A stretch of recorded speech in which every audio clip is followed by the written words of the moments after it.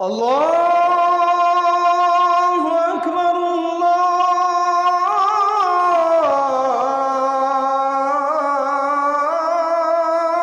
আকবার। ও নবী, আপনার মন খারাপ করার দরকার নাই। আমি আল্লাহ জানি আপনি মন খারাপ করেন তাদের কথা শুনে। তারা পাগল বললে আপনি মন খারাপ করেন, তারা মিথ্যাবাদী বললে আপনি মন খারাপ করেন, তারা জাদুকর মাতাল বললে আপনি মন খারাপ করেন। তবে ও নবী, আপনারে আমি আজকে ওহী নাযিল করে জানায় দেই, ওই মানুষগুলো মূলত আড়ালে আড়ালে আপনারে মিথ্যাবাদী মনে করে না। ওয়ালাকিন্নাল যালিমিনা বিআয়াতিল্লাহি ইয়াজহাদুন। ওই জালিমগুলোর মূল শত্রুতা মূলত আমি আল্লাহর কোরআনের সাথে। কথা কি ঠিক কিনা?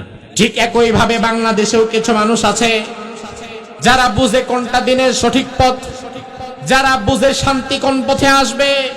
55 বছরের বাংলাদেশে বহু দল, বহু নেতা, বহু তন্ত্র মন্ত্র সব কিছু দেখা শেষ, কিন্তু শান্তির খবর নাই। বরং যতদিন যায় অশান্তি তত বাড়ে। একদল মানুষ ভালো করেই জানে শান্তি আসবে ইসলামের কাছে গেলে, শান্তি আসবে কোরআনের কাছে গেলে, শান্তি আসবে কোরআন সমাজে প্রতিষ্ঠা করতে পারলে।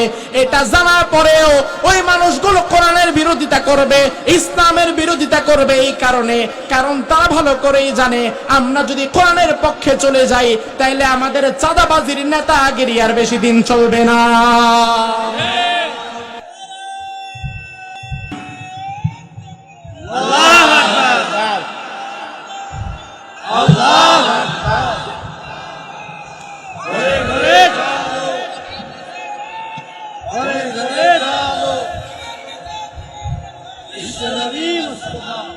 কলমের দাম আছে 5 টাকা, কিন্তু কলম দিয়ে 1000 কোটি টাকার কাজও করা যায়।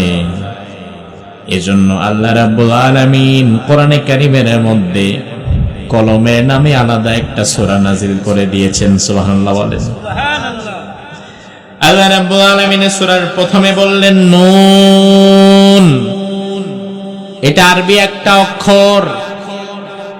আরবি যে 29টি হরফ আছে আলিফ থেকে ইয়া পর্যন্ত, এই 29টি হরফের মধ্যে একটা অক্ষর আছে, ওই অক্ষরের নাম হচ্ছে নুন। অক্ষরটার নাম কি? সবাই বলেন নুন। নুন দিয়ে আল্লাহ কি বুঝিয়েছেন? মুফাসসিরগণ বলেন এগুলো হরফে মুকাত্তাত, আল্লাহু আ'লামু বিমুরাদিহি। এর আসল অর্থ এক, আল্লাহ ছাড়া কেউ জানে না। যেমন ইয়াসিন, এর আসল অর্থ আল্লাহ ভালো জানে। কফ আসল অর্থ আল্লাহ ভালো জানে। কাফ হা ইয়া আইন সাদ আসল অর্থ আল্লাহ ভালো জানে। সূরা বাকারার শুরুতে আছে আলিফ লাম মিম। মুফাসসিরগণ বলেন ওয়া মা ইয়ালামু তা'উইলাহু ইল্লাল্লাহ। দুনিয়ার কোন মানুষ এর আসল কোন অর্থ বের করতে পারে নাই। নুন এটার আসল অর্থ আল্লাহ ভালো জানেন। তবে মুফাসসিরগণ একই সাথে নুনের কিছু ব্যাখ্যা করেছেন।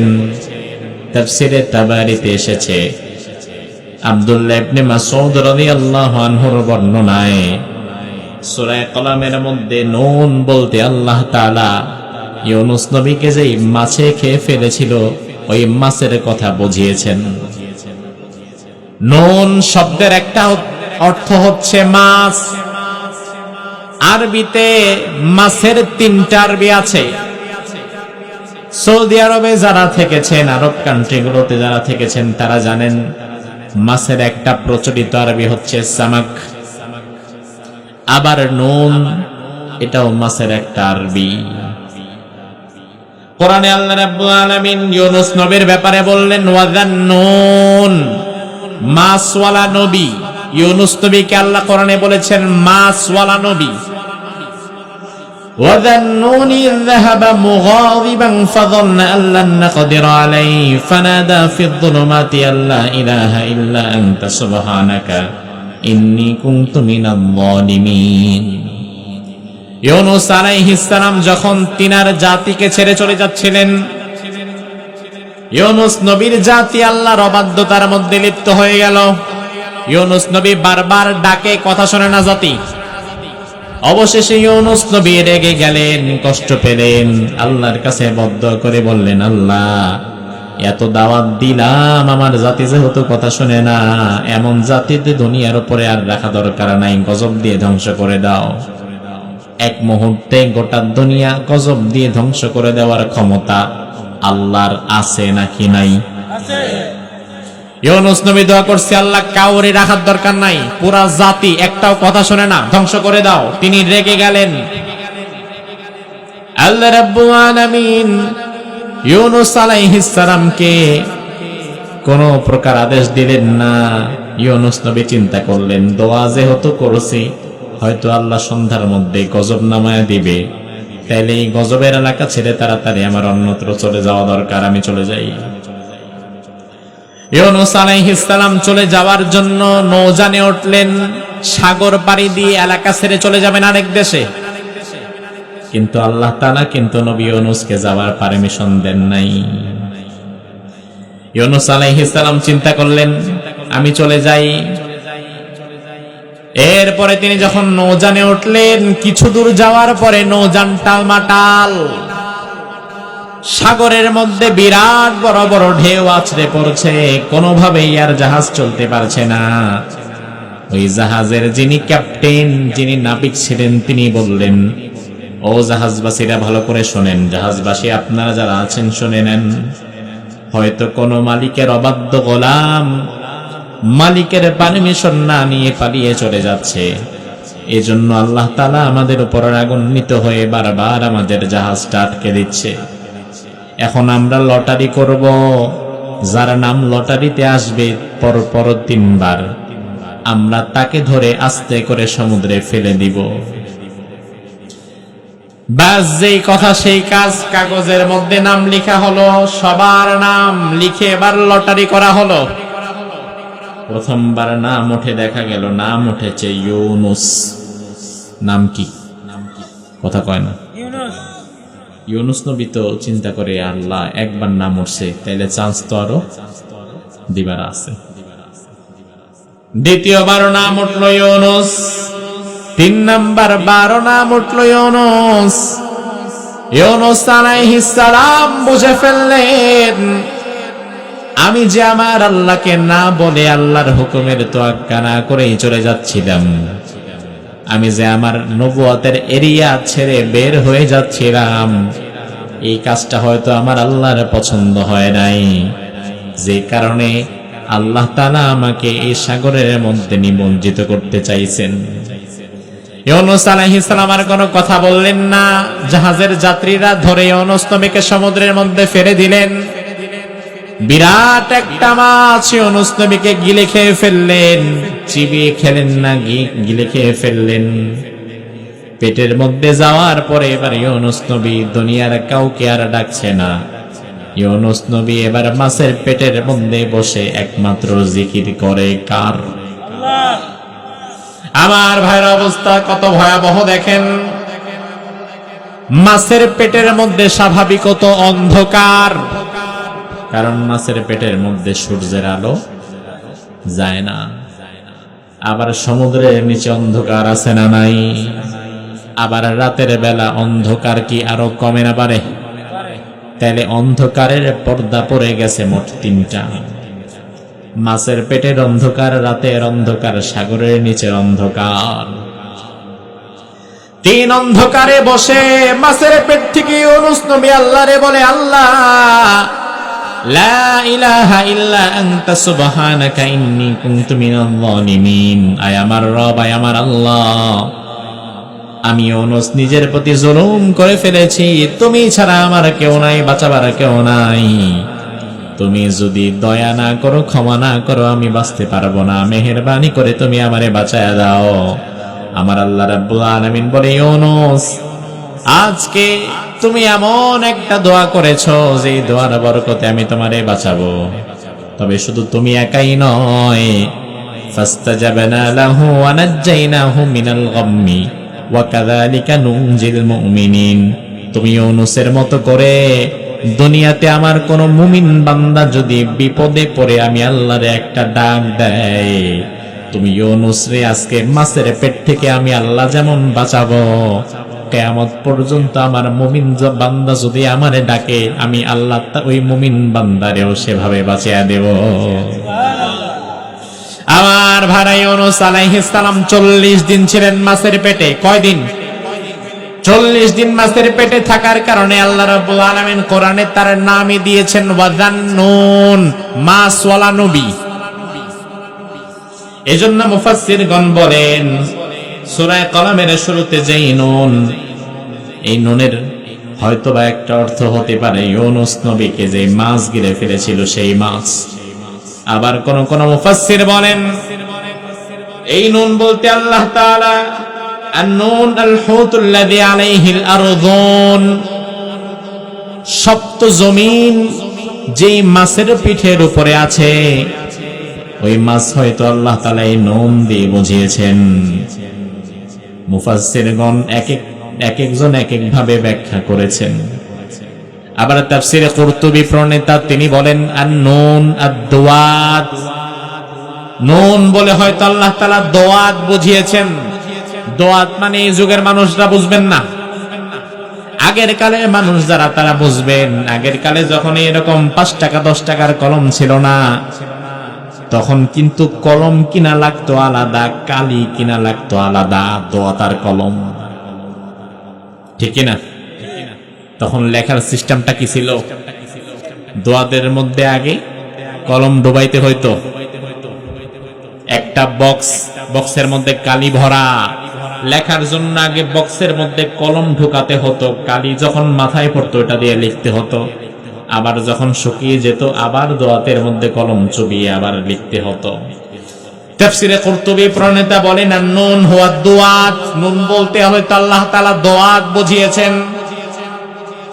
এরপরেও মুফাসসিররা সর্বশেষ একমত হয়েছেন ওয়া মা ইয়ালামু তাউইলাহু ইল্লাল্লাহ, আসলে আল্লাহ এই নুন দিয়ে ইউনূস নবীর মাছ বুঝিয়েছে নাকি সপ্ত আকাশ যেই সপ্ত জমিন যেই মাছের উপরে আছে ওই মাছ বুঝিয়েছে নাকি দোয়াত বুঝিয়েছে, এটা আসলে এক্স্যাক্টলি সুনিশ্চিত ভাবে আমরা বলতে পারবো না।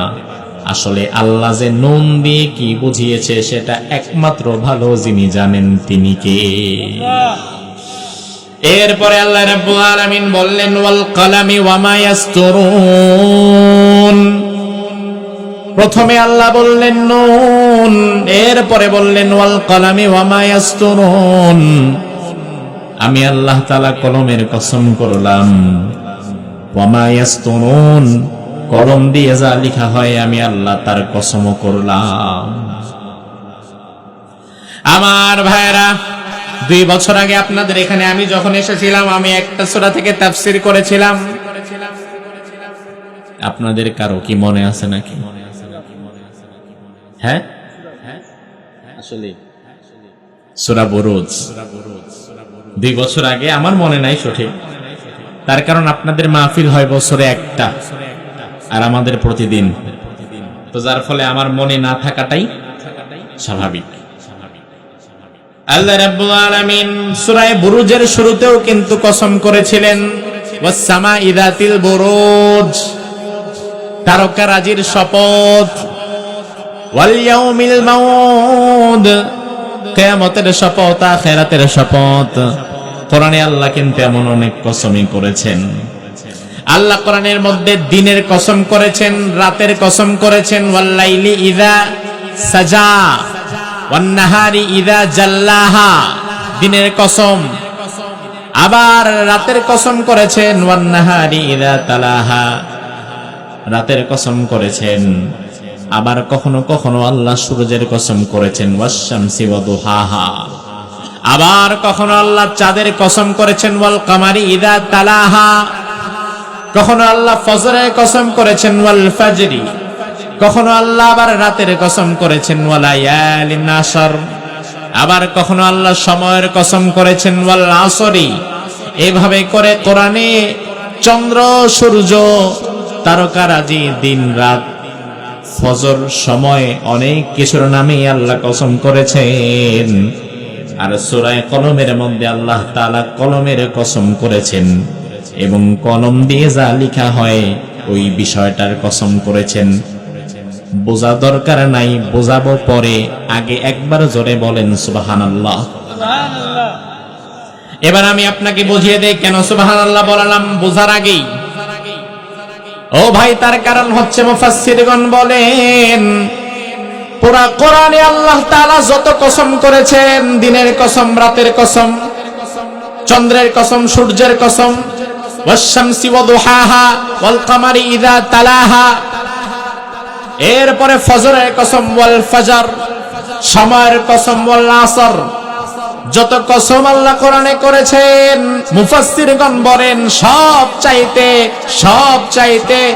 সবচাইতে দামি কসম হচ্ছে সূরা কলমের কসম। অবাক হয়ে গেলাম আমরা।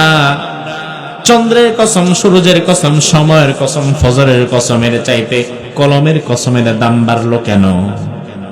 মুফাসসিরগণ বলেন কেন বেড়েছে জানেন না?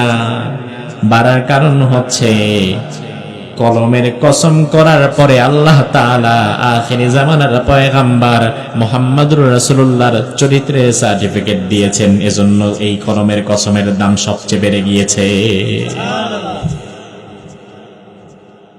আল্লাহ তাআলা আয়াতের মাঝে ওয়াল কলম, আমি আল্লাহ কলমের কসম করলাম, ওয়া মা ইয়াসতুরুন, কলম দিয়ে যা লেখা হয় তার কসম করলাম।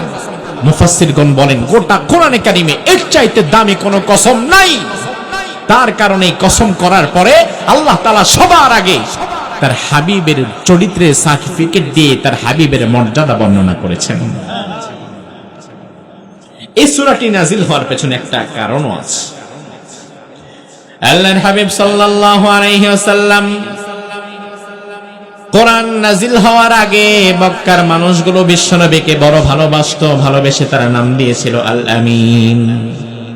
আর কোরআন নাজিল হওয়ার পরে ওই মক্কার মানুষগুলো এবার রাসূলকে উল্টা বিদ্রূপ ব্যঙ্গাত্মক করে গালাগাল করা শুরু করলো।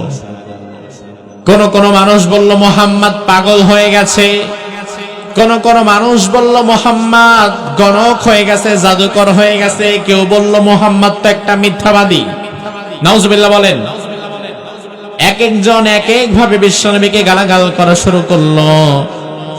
আল্লাহর হাবিব এই গালাগালগুলো শুনে মানসিকভাবে বিপর্যস্ত হয়ে পড়লেন। আল্লাহ রাব্বুল আলামিন ওই সময় সূরা কলম নাজিল করে বিশ্বনবীর চরিত্রে সার্টিফিকেট দিয়ে বিশ্বনবীর মর্যাদাকে আল্লাহ তাআলা আরশচুম্বী করে দিলেন। সুবহানাল্লাহ।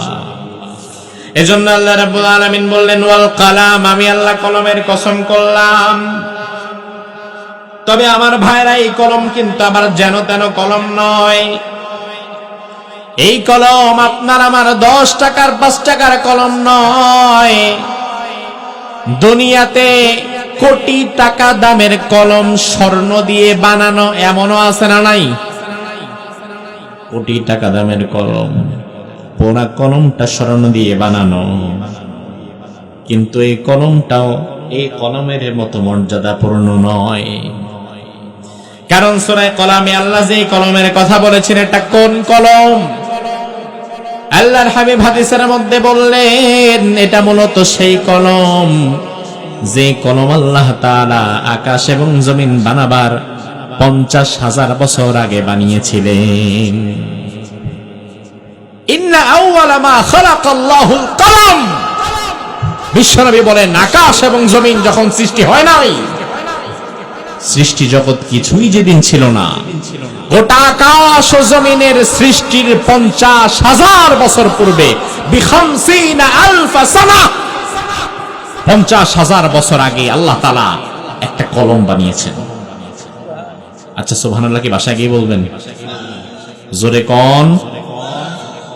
আকাশ এবং জমিন সৃষ্টি হওয়ারও 50,000 বছর আগে।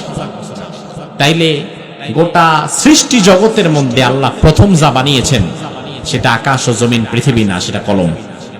সেটা কি? জোরে কোন সেটা কি? এবার আমার ভাইরা আপনাদের কাছে জবাব চাই, সৃষ্টি জগতের মধ্যে সবার আগে আল্লাহ সৃষ্টি করেছেন কি? আকাশ, জমিন, গ্রহ, নক্ষত্র, মানুষ নাকি কলম? কলম বানিয়ে এবার আল্লাহ রাব্বুল আলামিন কলমের সাথে কথা বলা শুরু করলেন। এই কলমটা এমন কলম, যেই কলম আল্লাহর সাথে কথা বলতে পারে। আল্লাহ এবার কলমকে বললেন, ও কলম উক্তুব, এই কলম লেখা শুরু করো। তখন কিন্তু আকাশ জমিন কিচ্ছু হয় নাই। কলমকে আল্লাহ বললেন, কলম লেখা শুরু করো। কলম আল্লাহ রে বলে, আল্লাহ মাদা আক্তুবু, আমি কি লিখবো? আল্লাহ বললেন, উক্তুব মাকাদিরা কুল্লা শাই হাত্তা তাকুমুস সাহ। পৃথিবী সৃষ্টি হবে, পাহাড় পর্বত সৃষ্টি হবে, আকাশ জমিন সৃষ্টি হবে, মানুষ জিন সৃষ্টি হবে, ফেরেশতা সৃষ্টি হবে, সব সৃষ্টি হবে। আবার একদিন সব একাকার মেসাকার হয়ে যাবে, কিয়ামত হয়ে যাবে। পৃথিবী সৃষ্টি শুরু থেকে শেষ পর্যন্ত যত মানুষ আসবে, যা যা ঘটবে, যা যা করবে, তুমি কলমরে দায়িত্ব দিয়ে দিলাম, তুমি সব এখন লেখা শুরু করে দাও। সুবহানাল্লাহ। গোটা পৃথিবী সৃষ্টির 50,000 বছর আগে আল্লাহ কলমকে দায়িত্ব দিচ্ছে, এই কলম তুমি লেখা শুরু করে দাও। কলম লিখছে লিখছে লিখছে তো লিখছেই। লিখতে লিখতে এক পর্যায়ে কলম আল্লাহরে বলে, আল্লাহ আমার লেখা শেষ হয়ে গেছে। পৃথিবী সৃষ্টি থেকে কিয়ামত পর্যন্ত কি হবে না হবে, কার ভাগ্যে কয় ডানা রিজিক আছে, এটাও লিখে দিলাম। দুনিয়াতে কত মানুষ আসবে সেটাও লিখে দিলাম, কোন বছরকে জন্মগ্রহণ করবে সেটাও লিখে দিলাম। কাশিরা বাজারে কয়জন মানুষ মাহফিলে আজকে বসবে সেটাও লিখে দিলাম, কে কি খাবে সেটাও লিখে দিলাম, কার রিজিকে কি আছে সেটাও লিখে দিলাম, কে কবে মারা যাবে সেটাও লিখে দিলাম। তাহলে আমার ভাইরা জবাব দেন, আমাদের রিজিকের বন্দোবস্ত আজকে হচ্ছে নাকি আরো আগেই হয়ে গেছে? কত আগে? পৃথিবী সৃষ্টির 50,000 বছর আগে। আপনার মৃত্যু কখন কোথায় হবে সেটা আপনি ঠিক করবেন না, আমি ঠিক করব না।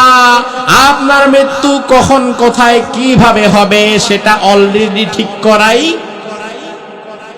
2023 সালের মাহফিলে এসে যাদের পেয়েছিলাম, খোঁজ নিলে দেখা যাবে তাদের অনেকেই আজকে আর দুনিয়াতে নাই। আবার আজকে আমরা যারা মাহফিলে বসে আছি, হয়তো আজকের মাহফিল, আজকের মোনাজাত অনেকের জীবনের শেষ মোনাজাত হয়েও যেতে। কে কখন মারা যাবে, কে কতদিন জীবিত থাকবে সেটা আমরা জানি না, কিন্তু এই কলম ওই দিন সব লিপিবদ্ধ করে দিয়েছে। বিশ্বনবীকে সাহাবীরা প্রশ্ন করলেন, ইয়া রাসূলুল্লাহ ওই কলম এখন কোথায় আছে? আল্লাহর হাবিব বললেন, রফিয়াতিল আকলাম ওয়া জাফফাতিস সুহুফ, কলমের লেখা শেষ হয়ে গেছে, কলমের কালিও শেষ হয়ে গেছে, আর লেখার পৃষ্ঠাগুলো শুকিয়ে গেছে, ওই কলম এখন আর নাই।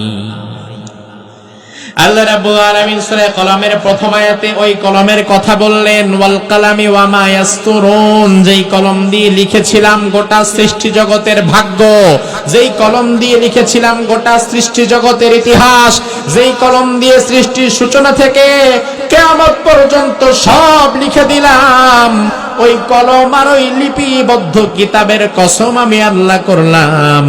তাইলে আমার ভাইরা, কসম করলেন মূলত কে? আরো জোরে কোন কে? তাইলে কসমের দাম আছে না নাই?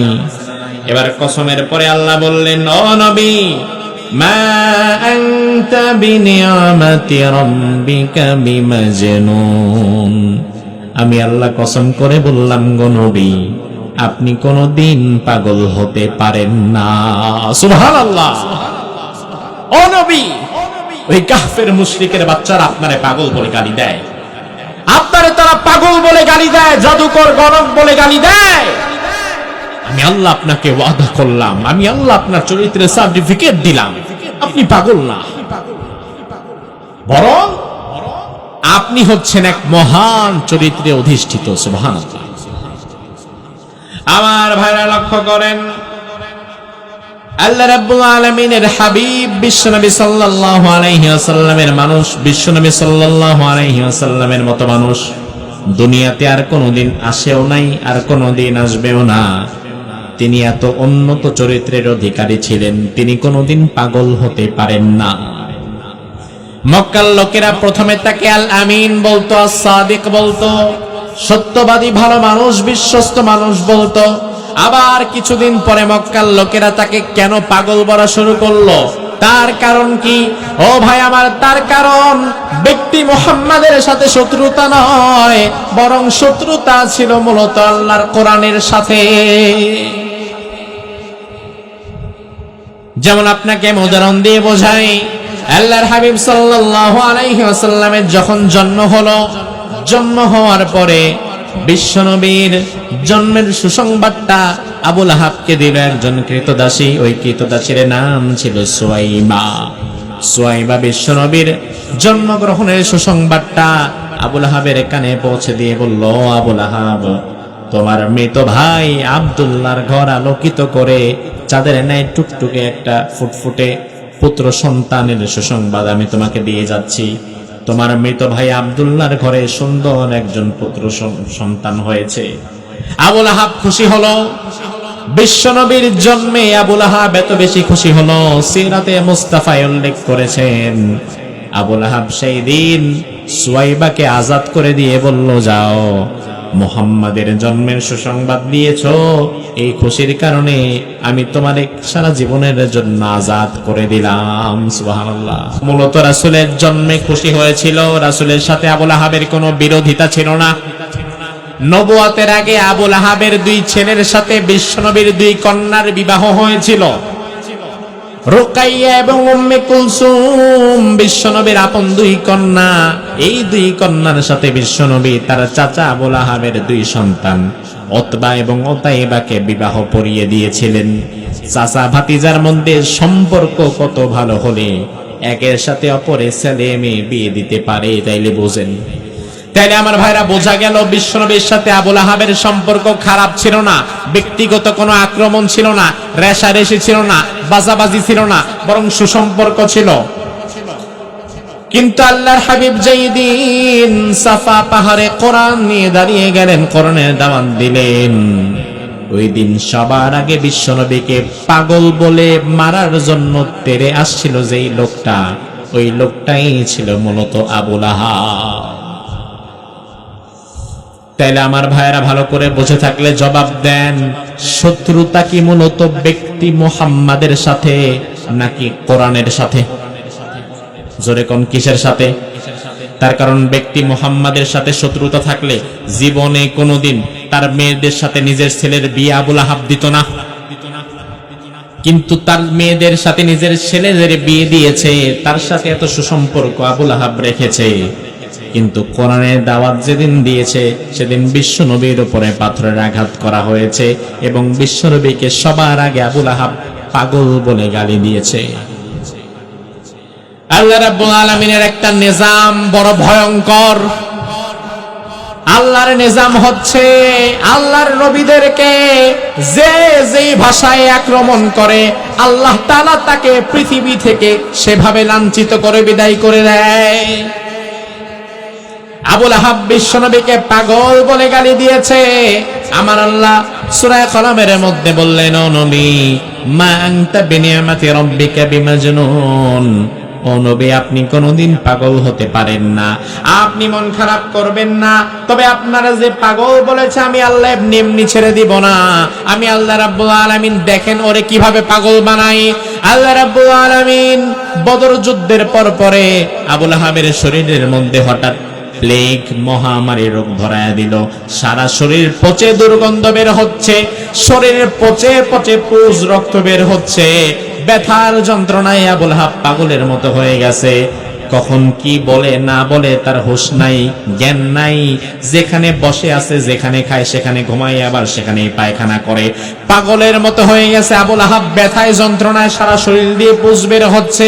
পরিবারের লোকেরা সহ্য করতে না পেরে আবু লাহাবকে মরুভূমির মধ্যে নিয়ে ফেলে দিয়ে আসছে। 2-3 দিন মরুভূমির মধ্যে থাকতে থাকতে না খেতে না খেতে আরো পাগলের মতো হয়ে গেছে। এক পর্যায়ে পাগলের মতো নিজের চুলদাড়ি, নিজের হাত, নিজের হাতের মাংসগুলো কামড়ে কামড়ে খাওয়া শুরু করেছে। মাথায় কোনো হুঁশ জ্ঞান নাই। এক পর্যায়ে সেই মরুভূমির মধ্যে বিনা চিকিৎসায় পাগলের মতো মরে গেছে।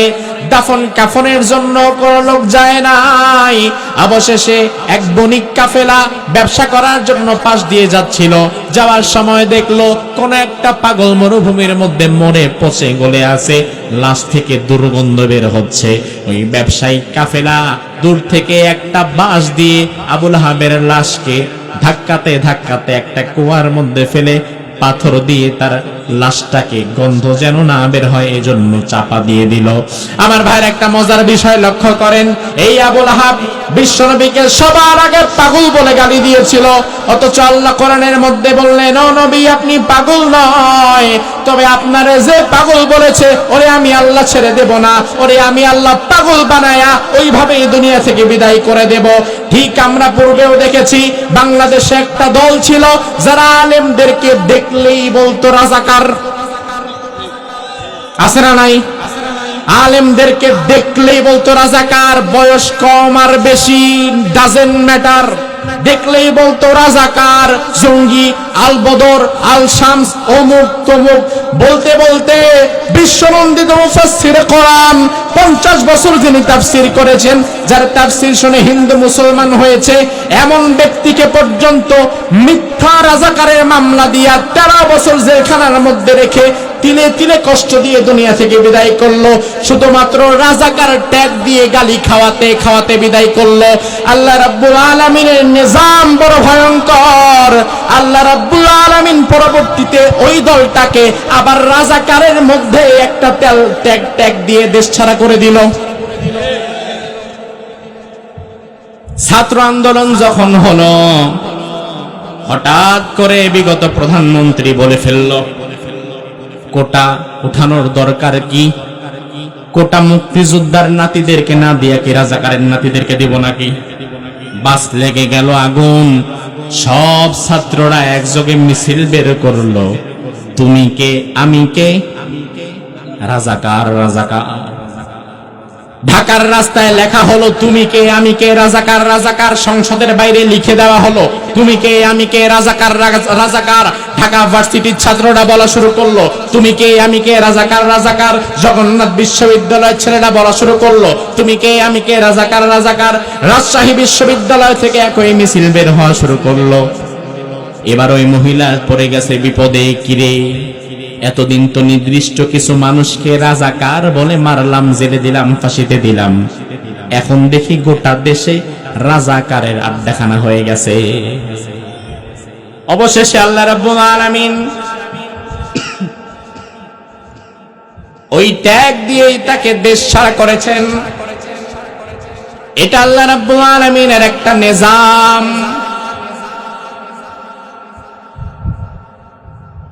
আপনি নবী কিংবা নবীর ওয়ারিসদেরকে যেই ভাষায় গালি দিবেন, আল্লাহ রাব্বুল আলামিন ঠিক ওই ভাষায় ওই অপরাধের দ্বারা আপনাকে দুনিয়া থেকে লাঞ্ছিত করে বিদায় করে দিবেন। এমন ক্ষমতা আল্লাহর আছে না নাই? এরপরে আল্লাহ রাব্বুল আলামিন পরবর্তী আয়াতে বললেন, ও নবী আপনার চিন্তার কোনো কারণ নাই, ওয়া ইন্না লাকা লাআজরান গায়রা মামনুন, আপনাকে আমি নিরবিচ্ছিন্ন ভাবে পুরস্কার দিয়েই যাব, দুনিয়াতে আপনার কোনো কিছুর কমতি হবে না। ওয়া ইন্নাকা লাআলা খুলুকিন আযীম, ও নবী আমি আল্লাহ তাআলা আপনাকে এমন এক মহান চরিত্র দিলাম, যেমন মহান চরিত্র দুনিয়াতে আমি আল্লাহর কাউকে দেই নাই। আমার ভাইরা ভালো করে বুঝবেন, আল্লাহ তাআলা স্বাভাবিকত তিনার কোনো গুণবাচক নাম কোন সৃষ্টি জগতের কারো জন্য ছেড়ে দেন না। আল্লাহ রাব্বুল আলামিনের সর্বোচ্চ নাম হচ্ছে আল্লাহ। জোরে জবাব দেন, সর্বোচ্চ নাম কি? আল্লাহ। সবাই বলেন আল্লাহর নাম কি? আসল নাম কি? আল্লাহর আল্লাহ নাম ছাড়াও আরো কিছু নাম আছে না নাই? কয়টা? মাশাআল্লাহ, কয়টা? ওয়ালিল্লাহিল আসমাউল হুসনা, অনেক সুন্দর সুন্দর নাম তার আছে। ফাদউহু বিহা, এর মধ্যে যে কোনো নাম নিয়ে তুমি তোমার আল্লাহকে ডাকতে পারো। আল্লাহ তাআলার 99টি গুণবাচক নাম আছে, এর মধ্যে একটা গুণবাচক নাম আছে আল্লাহর, ওই নাম হচ্ছে আজিম। ওই নামটি কি? জোরে কোন? আজিম মানে হচ্ছে সর্বোচ্চ, মহান। যেমন আমরা যখন রুকুতে যাই, রুকুতে যাওয়ার সময় আমরা বলি সুবহান রাব্বিয়াল আযীম। আমরা কি বলি? অর্থাৎ আমি আমার মহান রবের কদমের মধ্যে লুটিয়ে পড়ছি, যিনি অনেক পবিত্র, মহান, মহিয়ান। আজিম আল্লাহর একটা গুণবাচক নাম। কিন্তু আল্লাহ রাব্বুল আলামিন বিশ্ব নবীর চরিত্রের ক্ষেত্রে নিজের গুণবাচক নামটাও ছেড়ে দিলেন।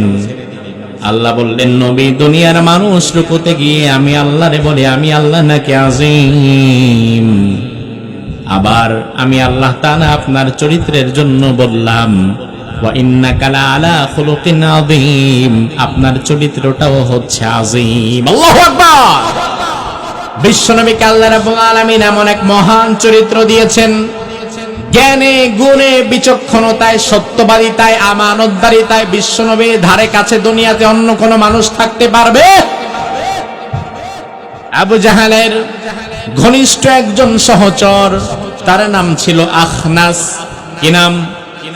আখনাস। তাফসীরের মাঝে এসেছে, একদিন রাতের বেলায় আখনাস আবু জাহেলকে বলে, ও আমার স্যার, একটা কথা জিজ্ঞেস করবো আজকে। আবু জাহেল বলে, কি কথা? বলে, কথাটা একটু গোপন। হ্যাঁ, কি কথা বল? কথাটা হচ্ছে এই যে মুহাম্মদ আপনার ভাতিজা, ইসলামের কথা বলে, কোরআনের কথা বলে, কোরআন দিয়ে সমাজ চালাবে এমন কিছু কথা বলে। মুহাম্মাদের কথা আমি যখন শুনি আমার মনে হয় এই লোকটা আসলে সত্যবাদী।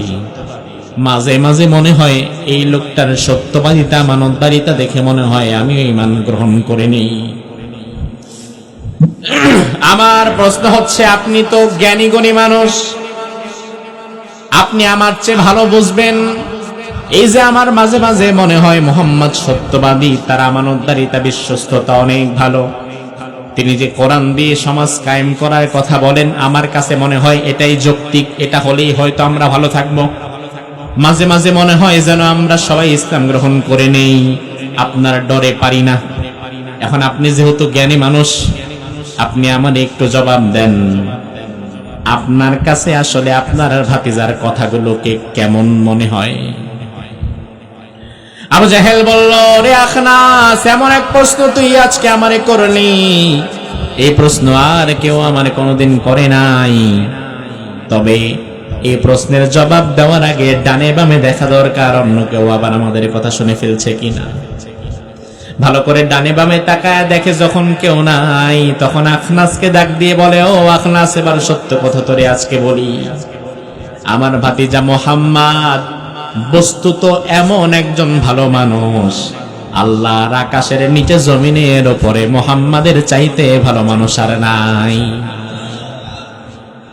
আমার ভাতিজা যে কোরআনের কথা বলে অবশ্যই সত্য কথা বলে, আমার ভাতিজা যে ইসলামের কথা বলে অবশ্যই সত্য কথা বলে, আমার ভাতিজা যে কোরআন দিয়ে সমাজ কায়েমের কথা বলে অবশ্যই সত্য এবং সঠিক কথাই বলে। আখনাস বলে, আলহামদুলিল্লাহ, তাইলে আর দেরি কেন? আগামীকাল সকালবেলা তাড়াতাড়ি চলেন, আপনি আমি দুজনে ঈমান আনি। আমার তো আগে থেকেই মন চাই, খালি আপনার ডরে কিছু কইতে পারি না। এখন দেখি মাশাআল্লাহ আপনিও ভালো বুঝেন। আবু জাহেল কয়, থাম, এত লাফাইস না, এত আবেগ দিয়ে কাজ করলে চলবে না। কেন স্যার, কি হইলো আবার? শোন ভালো করে, মুহাম্মাদের কথা সত্য, এটা আমিও মানি, কিন্তু তাই বলে মুহাম্মাদের কথা মেনে নেওয়া যাবে না। বলে, কেন লিডার, মানা যাবে না কেন? সত্য না? বলে, হ্যাঁ সত্য, তবে মানা যাবে না এই কারণে, কারণ তুই আর আমি যদি এখন মুহাম্মাদের কথা মেনে মুহাম্মাদের দলে যোগ দেই, ইসলাম গ্রহণ করি, তাইলে নেতা কি তোর আমি থাকবো না মুহাম্মদ হয়ে যাবে? আখনাস বলে, না, মুহাম্মাদই তো হয়ে যাবে, কারণ তখন তো আর আপনি আমার নেতা না, তখন তো আপনার কথা মতো আমি জীবন চালাবো না, তখন তো আমি সাহাবী হয়ে যাব, রাসূলের কথা মতোই জীবন চালাতে হবে। হ্যাঁ বুঝছিস, মুহাম্মাদের কাছে যদি আমরা এখন চলে যাই, মক্কার বিচার আচারগুলো কি এখন আমাদের কাছে আসে? হ্যাঁ আসে। কিন্তু এখন যদি আমরা মুহাম্মাদের কাছে চলে যাই তাহলে আমরা হয়ে যাব কর্মী, মুহাম্মদ নেতা। বিচার আচার কি আমরা করব না মুহাম্মদ করবে? কয় মুহাম্মদ করবে। তাহলে ক্ষমতা কি আর আমাদের হাতে রইল নাকি? কয় না, মুহাম্মাদের কাছে চলে গেল। এবার আবু জেহেল বলল, এটাই বুঝছে মূল ব্যাপার, মুহাম্মদ মিথ্যাবাদী নয়, মুহাম্মদ পাগল নয়, জাদুকর নয়, খারাপ নয়। মুহাম্মদ বস্তুত অনেক ভালো মানুষ, অনেক ভালো মানুষ। তবে মুহাম্মাদের কাছে যাওয়া যাবে না, গেলে আমাদের নেতাগিরি আর চলবে না। আমার ভাইরা ভালো করে বুঝে থাকলে জবাব দেন। এই যে আবু জাহাল এবং আখনাস দুইজন রাতের গভীরে দাঁড়িয়ে দাঁড়িয়ে কথা বলছে, এই দুইজনের সাথে তৃতীয় আরেকজন সেখানে আছে, তিনি কে? আরো জোরে কোন? দুইজন যেখানে থাকে সেখানে তৃতীয় জনকে, তিনজন যেখানে থাকে সেখানে চতুর্থ জনকে। আল্লাহর চোখকে ফাঁকি দেওয়ার মতো ক্ষমতা আমাদের কারো? আল্লাহ রাব্বুল আলামিন সাথে সাথে কোরআনের আয়াত নাযিল করে দিলেন। রব্বুল আলামিন বলেন, قد نعلم إنه ليحزنك الذي يقولون فإنهم لا يكذبونك ولكن الظالمين بآيات الله يجحدون। ও নবী, আপনার মন খারাপ করার দরকার নাই। আমি আল্লাহ জানি আপনি মন খারাপ করেন তাদের কথা শুনে। তারা পাগল বললে আপনি মন খারাপ করেন, তারা মিথ্যাবাদী বললে আপনি মন খারাপ করেন, তারা জাদুকর মাতাল বললে আপনি মন খারাপ করেন। তবে ও নবী, আপনারে আমি আজকে ওহী নাযিল করে জানিয়ে দেই, ওই মানুষগুলো মূলত আড়ালে আড়ালে আপনারে মিথ্যাবাদী মনে করে না। ওয়ালাকিন্নাল যালিমিনা বিআয়াতিল্লাহি ইয়াজহাদুন। ওই জালিমগুলোর মূল শত্রুতা মূলত আমি আল্লাহর কোরআনের সাথে। কথা কি ঠিক কিনা? কথা কি বুঝতে পেরেছেন? ঠিক একই ভাবে বাংলাদেশেও কিছু মানুষ আছে যারা বুঝে কোনটা দিনের সঠিক পথ, যারা বুঝে শান্তি কোন পথে আসবে। 55 বছরের বাংলাদেশে বহু দল, বহু নেতা, বহু তন্ত্র মন্ত্র সব কিছু দেখা শেষ, কিন্তু শান্তির খবর নাই। বরং যতদিন যায় অশান্তি তত বাড়ে। একদল মানুষ ভালো করেই জানে শান্তি আসবে ইসলামের কাছে গেলে, শান্তি আসবে কোরআনের কাছে গেলে, শান্তি আসবে কোরআন সমাজে প্রতিষ্ঠা করতে পারলে। এটা জানার পরেও ওই মানুষগুলো কোরআনের বিরোধিতা করবে, ইসলামের বিরোধিতা করবে। এই কারণ তারা ভালো করেই জানে আমরা যদি কোরআনের পক্ষে চলে যাই তাইলে আমাদের চাঁদাবাজির নেতাগিরি আর বেশি দিন চলবে না।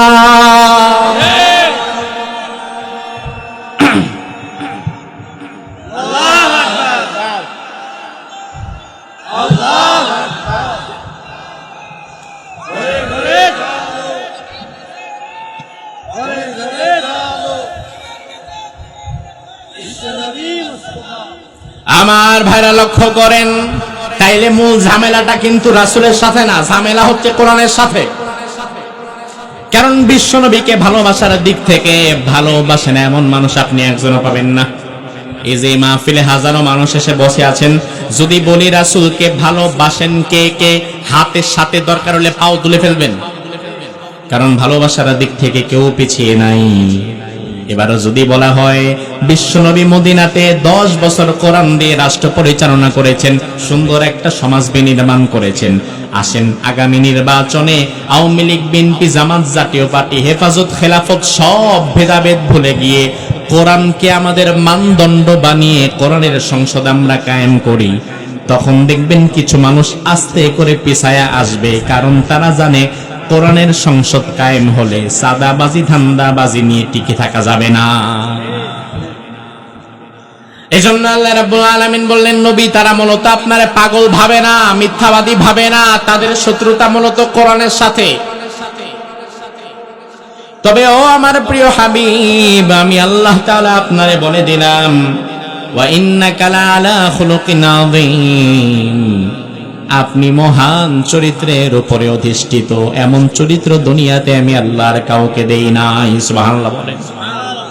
চরিত্র মূলত তাফসীরবিদরা বলেন খুলুক, চরিত্র মূলত 3 প্রকার।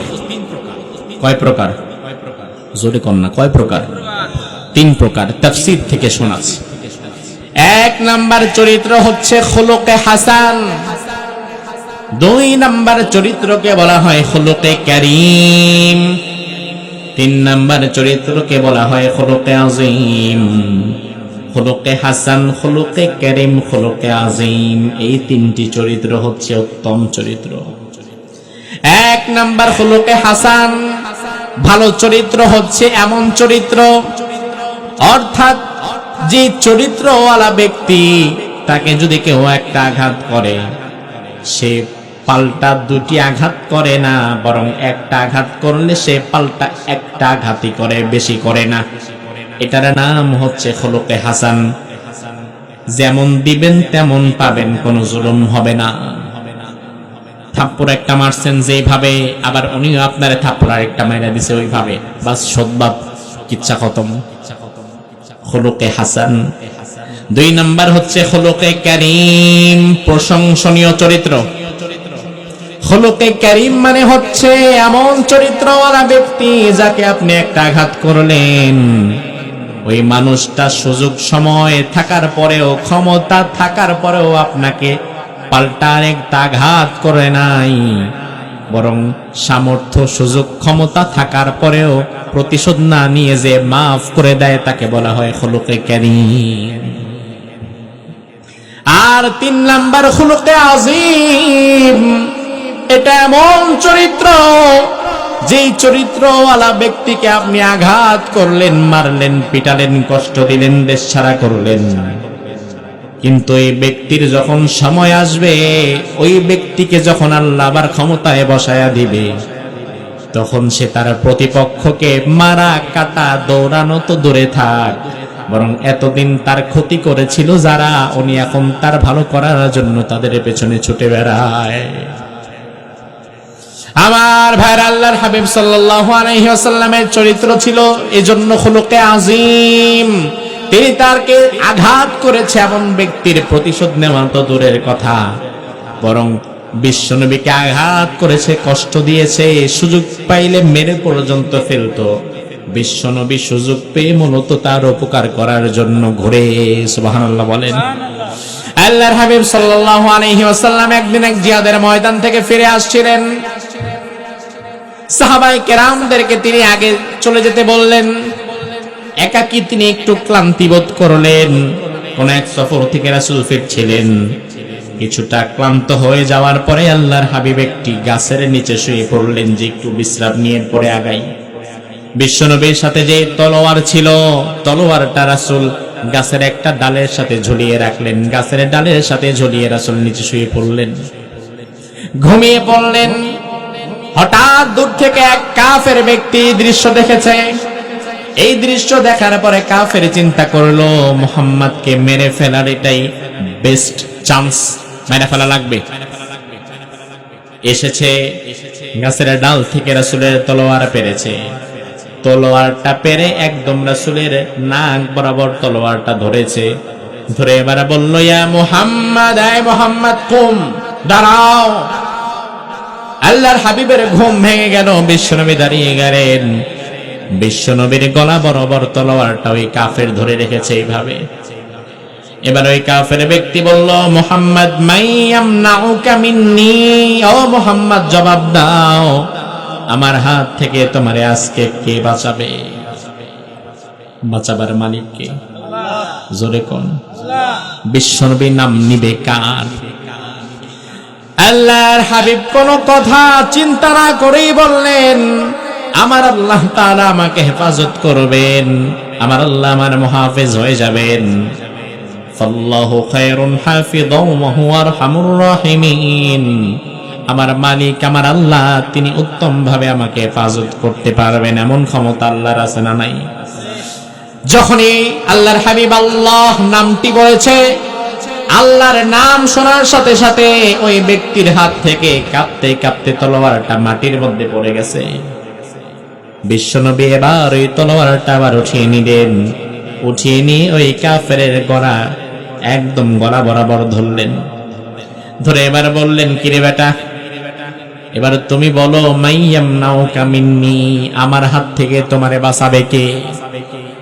ওই কাফের এখন ডানে একবার তাকায়, বামে একবার তাকায়, যখন দেখে আশেপাশে কেউ নাই, এবার সে বলে আশেপাশে যেহেতু কেউ নাই তাইলে আপনি বাঁচান,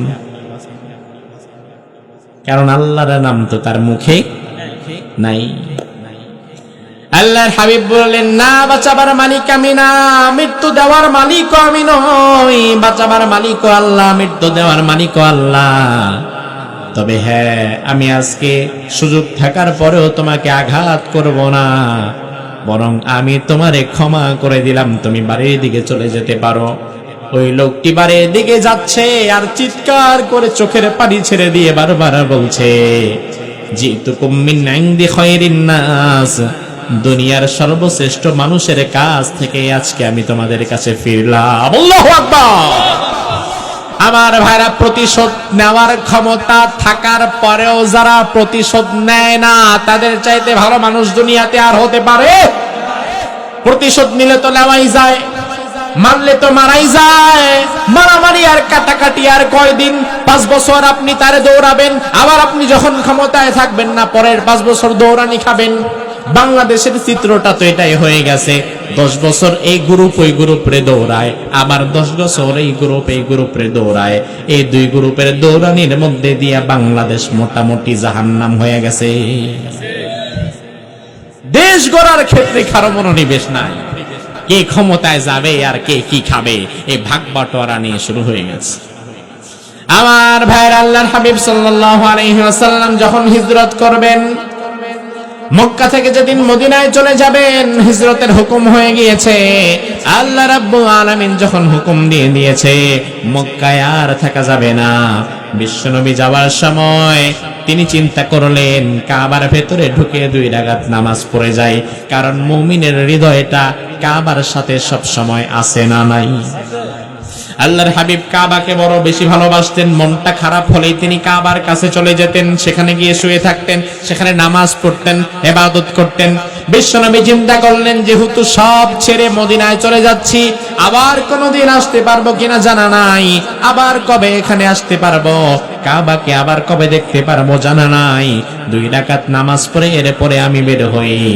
এই ভেবে আল্লাহর হাবিব সাল্লাল্লাহু আলাইহি ওয়াসাল্লাম কাবার কাছে এলেন। কাবার চাবি যার কাছে ছিল তার নাম হচ্ছে ওসমান বিন তলহা। ওসমান বিন তলহাকে রাসূল ডাকলেন। এটা আবার রাসূলের মেয়ের জামাই ওসমান না, আরেক ওসমান। আল্লাহর হাবিব কাবার চাবি রক্ষক ওসমানকে ডাকলেন, ডেকে বললেন, ওসমান, কাবার চাবি তোমার কাছে রয়েছে, মেহেরবানি করে চাবিটা খুলে দাও, আমি একটু কাবার ভেতরে ঢুকবো। ওসমান বলে, অসম্ভব, তোমার মতো খারাপ মানুষের জন্য কাবার দরজা খোলা হবে না। আল্লাহর হাবিব কষ্ট পেলেন, কাঁদতে থাকলেন, বললেন, ভাই রে, চলে যাচ্ছি, অল্প সময়ের জন্য কাবার চাবিটা দাও, আমি একটু কাবার ভেতরে ঢুকে 2 রাকাত নামাজ পড়ি। ওসমান বলে, কোনোদিন সম্ভব না। বিশ্বনবী এবার রেগে গিয়ে বললেন, ওসমান, আজকে তুমি কাবার চাবি না দিয়ে আমারে কষ্ট দিচ্ছ, অপমান করছো। এমন একদিন হয়তো চলে আসবে যেদিন কাবার চাবি আল্লাহ তাআলা আমি নবীর হাতে তুলে দিতে পারে। ওসমান শুনে আর হেসে দিয়ে বলে, আরে মিয়া বেকুব, তোমারে তেমনি মানুষ বের করে দিচ্ছে দেশ থেকে, এই দেশে কোনোদিন ফিরতে পারবা কিনা তারই তো ঠিক নাই, আবার তুমি নাকি কোনোদিন কাবার চাবি হাতে নিবা, এমন দিন কিয়ামতের আগে কোনোদিন আসবে না। আমার ভাইয়েরা, ভালো করে জবাব দিবেন, আল্লাহ যদি চায় সময় পাল্টে দেওয়ার ক্ষমতা আল্লাহর আছে না নাই? আল্লাহ যদি চায় পরিস্থিতি পাল্টে দেওয়ার ক্ষমতা আল্লাহর আছে। আল্লাহ যদি চায় সময় পাল্টে দেওয়ার ক্ষমতা আল্লাহর আছে। আল্লাহর হাবিব চলে যাচ্ছেন কাঁদতে কাঁদতে, আর বারবার কাবার দিকে তাকাচ্ছেন। এমন সময় আল্লাহ কোরআনের আয়াত নাযিল করে দিলেন, ইন্নাল্লাযী ফারাদা আলাইকাল কুরআনা লারাদ্দুকা ইলা মাদ। ও নবী, আপনি মন খারাপ করবেন না, আজকে আমি আল্লাহ তাআলা আপনার ওয়াদা দিচ্ছি, অচিরেই বীরের বেশে এই মক্কার মধ্যে আমি আবার আপনাকে পাঠাবো। মাত্র 10 বছর, বেশি সময় লাগে নাই। আল্লাহর হাবিব মদিনাতে গেলেন। মদিনাতে গিয়ে সাহাবায়ে কেরামদেরকে গঠন করলেন, চরিত্র গঠন করলেন, আখলাক গঠন করলেন, খারাপ মানুষদেরকে ধরে ধরে সোনার মানুষ বানিয়ে দিলেন। মসজিদে নববীর মধ্যে আল্লাহর হাবিব বিচার ফয়সালা কায়েম করলেন, গোটা সমাজ রাসূল পরিচালনা করলেন মসজিদ ভিত্তিক। আমাদের সমাজ হয়ে গেছে, আমাদের সমাজের মসজিদগুলো হয়ে গেছে সমাজ ভিত্তিক, কিন্তু মূলত হওয়া দরকার ছিল সমাজ হবে মসজিদ ভিত্তিক। আমাদের হয়ে গেছে সমাজ ভিত্তিক মসজিদ। সমাজের কৃষ্টি কালচার যেমন, সেটা আমরা মসজিদেও খাটাই, মসজিদেও দেখাই। অথচ আমাদের এমন হওয়া দরকার ছিল, মসজিদে যেমন আমরা আল্লাহর হুকুম মানি, আল্লাহর বিধান মানি, ঠিক একই ভাবে সমাজেও আমরা ওই আল্লাহর বিধান মতোই আমাদের জীবন চালাবো। এখন আমাদের সমাজ হয়ে গেছে আলাদা, মসজিদ হয়ে গেছে আলাদা। মসজিদের ভেতরে আমরা এখন মনে করি শুধু নামাজের সময় মসজিদ খুলবে, নামাজ শেষ আবার বন্ধ করে দেওয়া লাগবে। শুধু টাইম টু টাইম মসজিদ খোলা হয়, খ্রিস্টানদের গির্জার মতো নামাজের সময় শেষ 2 মিনিট আর অপেক্ষা করা যাবে না, তাড়াতাড়ি মসজিদ বন্ধ করে দাও। রাস্তা দিয়ে যাওয়ার সময় সে যদি চায় 2 রাকাত নামাজ পড়বো কিংবা মাসবুক হয়েছে, তাহলে মসজিদের ভেতরে ওযু করে 2-4 রাকাত নামাজের মতো সুযোগ আর তার থাকে না। আমি গত মাসে যখন মালয়েশিয়াতে প্রোগ্রাম করলাম, তখন মালয়েশিয়ার যতগুলো মসজিদে নামাজ পড়লাম, মালয়েশিয়ার কোন মসজিদে আমি পেলাম না যে নামাজের পরে ইমিডিয়েটলি আটকে দিচ্ছে। বরং নামাজের পরে কেউ শুয়ে আছে, কেউ কোরআন পড়ছে, কেউ জিকির করছে, কেউ ঘুমাচ্ছে, কেউ নামাজ পড়ছে, কেউ তার মতো কাজ করছে। আবার নামাজের 1-1.5 ঘন্টা পরেও যদি কেউ আসে, সেও যেন ওযু করে একটু বিশ্রাম নিয়ে নামাজ পড়তে পারে, একটু পানি খেতে পারে, এমন ব্যবস্থা তারা রেখেছে। তার কারণ কি? তার কারণ হচ্ছে একটা মসজিদ কেন্দ্রিক সমাজ গঠন করা লাগবে, যে মসজিদে সব কিছুর বিচার ফয়সালা হবে। আমি সেখানে দেখলাম আরব বিশ্বের যতগুলো দেশ আমি সফর করেছি, ওই দেশগুলোতে আমি দেখেছি মসজিদের যিনি ইমাম হন, মসজিদের যিনি দায়িত্বশীল হন, তিনার মর্যাদা থাকে এক একটা এমপি, মন্ত্রী, সচিবের পদমর্যাদায়। আলহামদুলিল্লাহ বলবেন না? অথচ আমরা আমাদের সমাজে মসজিদগুলোকে পৃথক করে দিয়েছি। মনে করলাম মসজিদে শুধু নামাজ পড়বো, এর বাহিরে কিছু করা যাবে না। আমার ভাইরা ভালো করে বোঝেন, বিশ্বনবী মসজিদে নববী কেমন ভাবে সাজিয়েছিলেন। আমাদের মসজিদের ভেতরে একটা জায়গা আছে সামনে, ওই জায়গার নাম হচ্ছে মেহরাব। ওই জায়গার নাম কি? আপনাদের কাশিরা বাজারের মসজিদে আছে তো? আছে না? আছে। মেহরাব মানে কি? হারবুন থেকে মেহরাব। হারবুন মানে জিহাদ, আর মেহরাব মানে এমন জায়গা যেখানে অস্ত্র শস্ত্র রাখা হয়। সাহাবায়ে কেরাম জিহাদ থেকে ফিরে এসে মেহরাবের মধ্যে তাদের অস্ত্র শস্ত্র জমা করে রাখতেন। জিহাদের ফয়সালা হতো মসজিদের মধ্যে বসে, সলা পরামর্শ হতো মসজিদের মধ্যে বসে, রাষ্ট্র গঠন কিভাবে করা লাগবে তার পরামর্শ হতো মসজিদের ভেতরে বসে, কার কি রায় দেওয়া লাগবে বিচারিক ফয়সালা হতো মসজিদের ভেতরে বসে, বিচার কার্য সম্পাদন হতো মসজিদের বাহিরে, কিন্তু বিচারের রায় দেয়া হতো মসজিদে নববীতে বসে। আর আমরা দেখলাম গতকাল নোয়াখালীতে মসজিদে দার্স হচ্ছিল, দার্সুল কোরআনের একটা প্রোগ্রাম হচ্ছিল, কিছু মানুষ কোরআন থেকে আলোচনা করছিল। এটাকে রাজনৈতিক প্রোগ্রাম আখ্যা দিয়ে একটি দল সেখানে ভাঙচুর করলো। মসজিদ ভাঙচুর করে ওই দার্সুল কোরআনের প্রোগ্রামে যারা এসেছিল তাদেরকে মেরে মেরে আহত করে ফেলল।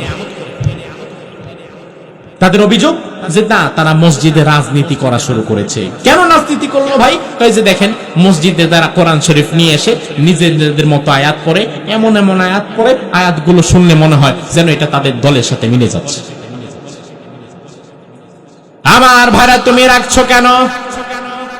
কোন দল যদি মসজিদে দারসুল কোরআনের প্রোগ্রাম করে, লাঠি সোটা নিয়ে মসজিদ ভাঙতে তুমি কেন যাও? বরং তুমি আদর্শিক লড়াই করো। তোমার যদি ক্ষমতা থাকে তাইলে তুমি তোমার নিজের মনকে এই বলে বুঝ দিবা, অমুক দল মসজিদে আজকে দারসুল কোরআনের প্রোগ্রাম করছে তার কর্মীদেরকে নিয়ে, কালকে এই সময়ে আমি আমার কর্মীদেরকে নিয়ে মসজিদের মধ্যে আরেকটা দারসুল কোরআনের প্রোগ্রাম দিব, এমন ভাবে ভালো কাজের প্রতিযোগিতার মধ্যে তুমিও নেমে যাও। কিন্তু তুমি ভালো করেই জানো, তুমি এমন দলের পেছনে দৌড়ে দৌড়ে জীবন নষ্ট করে দিচ্ছ, যাদেরকে দারসুল কোরআনের জন্য ডাকলে একটা লোকও পাবা না, চাঁদার টাকা ভাগাভাগি করার জন্য ডাকলে লোকের অভাব হবে না। মসজিদ ভিত্তিক সমাজ কায়েম করা লাগবে। এজন্য আল্লাহ রাব্বুল আলামিন তার হাবিবকে বললেন, নবী আপনি মন খারাপ করবেন না, আপনি মহান চরিত্রের উপরে অধিষ্ঠিত আছেন। ফাসাতুবসিরু ওয়া ইউবসিরুন, ওই মানুষগুলো যা বলে আমি আল্লাহ তা দেখি, আমি আল্লাহ তা শুনি, আপনার চিন্তার কোনো কারণ নাই। আপনি যা করেন তাও দেখি, তারা যা করে তাও দেখি। বিকুমুল মাফতুন, অচিরেই আমি আল্লাহ প্রকাশ করে দিব কে আসল পাগল। আপনারে পাগল বলে, জাদুকর বলে, গণক বলে, চিন্তা করবেন না, আমি আল্লাহ দুনিয়ার মানুষের সামনে প্রকাশ করে দেব কে আসল পাগল।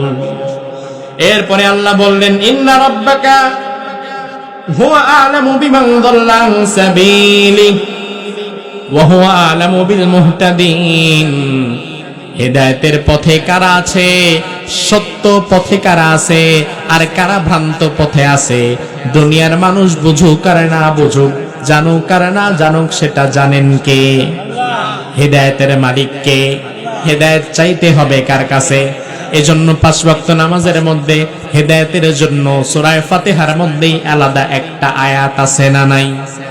আল্লাহ রাব্বুল আলামিন আমাদের সূরা ফাতিহার মধ্যে শিখিয়ে দিলেন, বান্দা তুমি আমার কাছে দোয়া করো, আমার কাছে তুমি হেদায়েত চাও। কিভাবে আমরা চাইবো? আল্লাহ বললেন, বান্দা তুমি চাও ইহদিনাস সিরাতাল মুস্তাকিম। পারেন কিনা আপনারা? সবাই পারেন? তাহলে পড়েন, ইহদিনাস সিরাতাল মুস্তাকিম সিরাতাল্লাযীনা আন'আমতা আলাইহিম গায়রিল মাগযুবি আলাইহিম ওয়ালাদ-দাল্লিন। জোরে বলুন আল্লাহু আকবার। আমরা আল্লাহকে বলি, আল্লাহ আমরা সিরাতে মুস্তাকিম চাই, যে পথে গেলে জান্নাত পাওয়া যাবে ওই পথ আমরা চাই। আল্লাহর হাবিব সাল্লাল্লাহু আলাইহি ওয়াসাল্লাম সাহাবায়ে কেরামের সামনে একদিন একটা লাঠি নিলেন, মাটির মধ্যে বসলেন, সামনে সাহাবায়ে কেরাম সবাই বসে আছে। বিশ্বনবী মাটির মধ্যে একটা ডাক দিলেন, সামনে ডাক দিলেন, পেছনে ডাক দিলেন, ডান দিকে ডাক দিলেন, বামে ডাক দিলেন, সামনে পেছনে ডানে বামে অনেকগুলো আঁকাআঁকি করলেন। এবার সোজা একটা টান বিশ্বনবী দিলেন, দিয়ে এবার সাহাবীদেরকে বললেন, সাহাবীরা হেদায়েতের রাস্তা কোনটা, সিরাতে মুস্তাকিম কোনটা, এবার তোমাদের জানায়া দেই। ও সাহাবীরা দেখো, এই যে এতগুলো দাগ আমি দিলাম, এতগুলো রেখা আমি টানলাম, ডানে বামে সামনে পেছনে অনেকগুলো রেখা টানলাম, এর মধ্যে শুধুমাত্র সোজা সোজা সামনের দিকে যেটা চলে গিয়েছে এটাই হচ্ছে সিরাতে মুস্তাকিম। আর ডানে বামে যত চোরা পথ দেখতে পাচ্ছ এই সব পথগুলো হচ্ছে জাহান্নামের পথ। সাহাবায়ে কেরাম বললেন, ইয়া রাসূলুল্লাহ, জান্নাতের পথ সিরাতে মুস্তাকিমের পথ আমরা কিভাবে পাবো? আল্লাহর হাবিব বললেন, মা আনা আলাইহি ওয়াসহাবি, আমি নবী এবং আমার সাহাবীরা যেই পথ, যেই মত, যেই মতাদর্শ, যেই চিন্তার উপর রয়েছে, এই পথ, এই মত, এই মতাদর্শের উপরে যারা অটল থাকবে তারাই কেবলমাত্র সিরাতে মুস্তাকিমের সন্ধান পাবে। সুবহানাল্লাহ বলেন। আমার ভাইরা, বিষয়টা কিন্তু এমন নয় একবার হেদায়েত পাওয়ার পরে আর জীবনে কোনোদিন হেদায়েত হারাবেন না, বিষয়টা এমন নয়। বরং রাসূলের কাছে ঈমান এনেছে, মুসলমান হয়েছিল, মৃত্যুর আগে আবার কাফের হয়ে গেছে, জাহান্নামী হয়ে মরে গেছে, এমন নজিরও কিন্তু পৃথিবীতে আছে। ইবনু খাতান কালিমা পড়েছে, ঈমান এনেছে, পরবর্তীতে আবার মুশরিক হয়ে গেছে, আবার কাফের হয়ে গেছে। হেদায়েত পাওয়ার পরে আল্লাহর দরবারে দোয়া করতে হবে, আয় আল্লাহ হেদায়েতের উপরে যেন আমরা অবিচল থাকতে পারি। তার কারণ হেদায়েত পাওয়া যত কঠিন, হেদায়েতের উপরে টিকে থাকা তার চেয়ে বেশি কঠিন, ঠিক কিনা? এজন্য আল্লাহ রাব্বুল আলামিন কোরআনে আমাদের দোয়া শিখিয়ে দিয়েছেন, বান্দা 5 ওয়াক্ত নামাজের পরে একটা দোয়া যদি তোমরা করতে পারো, আমি আল্লাহ তাআলা তোমাদেরকে হেদায়েতের পথের উপরে অবিচল রেখে দেব। সুবহানাল্লাহ বলেন। ওই দোয়াটা আমার সাথে সবাই পড়েন, রব্বানা লা তুজিগ কুলুবানা বাদা ইয হাদাইতানা ওয়া হাব লানা মিন লাদুনকা রাহমাহ ইন্নাকা আনতাল ওয়াহ্হাব। সুবহানাল্লাহ পড়েন। এবার আমার ভাইরা জবাব দেন, হেদায়েতের মালিক একমাত্র কে? আরো জোরে কোন? হেদায়েতের মালিক কে? আল্লাহ যাকে চান তিনি হেদায়েত দেন। আবার আল্লাহ যদি কাউকে হেদায়েত না দেয়, সারা দুনিয়া মিলে চেষ্টা করলেও সে ব্যক্তি হেদায়েত পায়। তবে আমার ভাইরা ভালো করে বোঝেন, হেদায়েতের মালিক আল্লাহ কথা ঠিক আছে, তবে আপনি যদি নিজের থেকে হেদায়েত না চান, আল্লাহ কোনোদিন আপনারে জোর করে হেদায়েত দিবে না। হেদায়েত আপনাকে আগে চাওয়া লাগবে। আপনি যদি চাওয়ার মতো চাইতে পারেন, চাইলে হেদায়েত পেয়ে যাবেন। এছাড়া জোর করে আল্লাহ কাউরে হেদায়েত দেয় না, এত ঠেকা আল্লাহর নাই। এই কোরআনকে আল্লাহ বলেছেন হাদা হুদা, এই কোরআনকে আমি হেদায়েতের কিতাব বানিয়েছি। কোরআন পড়তে পারে, কোরআনের তাফসীর পড়তে পারে, তরজমা পড়তে পারে বিরাট বড় হুজুর, কিন্তু অতীতে আমরা দেখেছি শাহবাগী নাস্তিকদের সাথে গিয়ে দাঁড়িয়েছিল এমন বড় হুজুরও আছে না নাই? তাইলে বোঝা গেল কোরআন পড়তে পারলেই হেদায়েত পাবে বিষয়টি এমন নয়, কোরআন জানলেই হেদায়েত পাবে বিষয়টা এমন না। কোরআনের কাছে পর্যাপ্ত হেদায়েত আছে, তবে এই হেদায়েত পাবে কেবলমাত্র এই ব্যক্তি, যেই ব্যক্তি কোরআনের হেদায়েতটাকে মন থেকে চাইবে। মন থেকে না চাইলে আল্লাহ কাউকে হেদায়েত দেয় না। কোরআনের হেদায়েত আপনি তখন পাবেন, তাফসীর মাহফিলে আসলেও হেদায়েত পাবেন না যদি হেদায়েতের মন না থাকে। তাফসীর মাহফিলে অধিকাংশ শ্রোতা এখন এই জন্য আসে, আসার পরে আগে দেখে আমার দলের সাথে হুজুরের কথা মিলে কিনা। যতক্ষণ মিলে ততক্ষণ ঠিক আছি, সাথে আছি, কিন্তু যখন হুজুরের কথা আমার দলের কোনো বিপক্ষে চলে যায়, তখন আর কথা ভালো লাগে না, আস্তে করে উঠে চলে যায়। আছে না নাই? আগে আসার পরে দেখি হুজুরের জামা কি আমার দলের সাথে মিলে কিনা, হুজুরের টুপি কি লম্বা না নিসা, নিসা টুপি হইলে আমি আসি, আর ওসা টুপি হইলে না, হুজুর তো আমার দলের না। এই জন্য ওসা টুপিওয়ালা হুজুর যত ভালো কথাই বলুক না কেন, কথা তখন আর ভালো লাগে না। এমন কিছু মানুষ আছে না নাই? আমরা টুপি দেখে ব্যক্তিকে মাপি, পাঞ্জাবি জামা দেখে ব্যক্তিকে মাপি, দাড়ি দেখে ব্যক্তিকে মাপি, মনে করি তার কথা নেওয়া যাবে না। আমার ভাইরা, তাফসীর মাহফিলে যখন আসবেন মনটাকে উন্মুক্ত করবেন, কোরআনের কাছে যখন আসবেন উন্মুক্ত হৃদয় নিয়ে আসতে হবে। মনটাকে তালা মেরে তালাবদ্ধ করে এরপরে আসলে চলবে না, বরং উন্মুক্ত হৃদয় নিয়ে কোরআনের কাছে আসতে হবে, তাইলে হেদায়েত পাবেন, অন্যথায় হেদায়েত পাওয়া সম্ভব না। যেমন আমার ভাইরা, এই যে পানির বোতল, এই বোতলে সর্বোচ্চ পানি আটে কতটুকু? হাফ লিটারও না, হাফ লিটার। এই বোতলে সর্বোচ্চ পানি আটে হাফ লিটার, 1 লিটারও না। হাফ লিটারের একটা বোতল নিয়ে আপনি কক্সবাজারে গেলেন, আপনি চিন্তা করলেন কক্সবাজারে বিরাট লংগেস্ট সি বিচ, অনেক বড় সি বিচ, 150 কিলোমিটার বঙ্গোপসাগর। বঙ্গোপসাগরে পানির কোনো অভাব নাই। আপনার দাদি কোনোদিন বঙ্গোপসাগর দেখে নাই, আপনি কক্সবাজারে যাবেন শুনে দাদি এবার আপনারে বলছে, নাতি কক্সবাজারে যেহেতু তুই যাচ্ছিস, এক কাজ কর, আমি এই বয়সে তো আর যেতে পারবো না, একটা বোতল দিয়ে দিলাম, কক্সবাজারে যাওয়ার পরে 1 বোতল পানি নিয়ে আসবি, দেখমু সাগরের পানি দেখতে কেমন, কক্সবাজারের পানি শুনছি তিতা, একটু দেখমু আমি। দাদির কথা শুনে আপনি হাফ লিটারের একটা বোতল নিলেন, এবার কক্সবাজারে চলে গেলেন। যাওয়ার পরে আপনি সমুদ্রে যখন নামলেন, বোতলটারে চুবায়া ধরলেন, আধা ঘন্টা 1 ঘন্টা পরে আবার বোতল তুললেন, কিন্তু বোতলটা চুবায়া যখন ধরেছেন তখন বোতলের ভেতরে অর্ধেকটা পানি আগে থেকে ছিল, এরপরে আবার বোতলের মুখাটাও আটকা ছিল, এখন ভেতরে অর্ধেকটা পানি আছে, মুখাটাও আটকে আছে। এই অবস্থায় বোতল যদি কক্সবাজারের সমুদ্র সৈকতের ভেতরে পানির নিচে 1 ঘন্টা চুবায়া রাখেন, 1 ঘন্টা পরে বোতল যখন তুলবেন তখন ভেতরে পানি ঢুকবে কতটুকু? 1 দিন চুবায়া রাখলেন পানি ঢুকবে না, 1 মাস চুবায়া রাখলেন পানি ঢুকবে না। কেন ভাই, কেন পানি ঢুকবে না? বঙ্গোপসাগরে হাফ লিটার পানির তো কোনো অভাব নাই।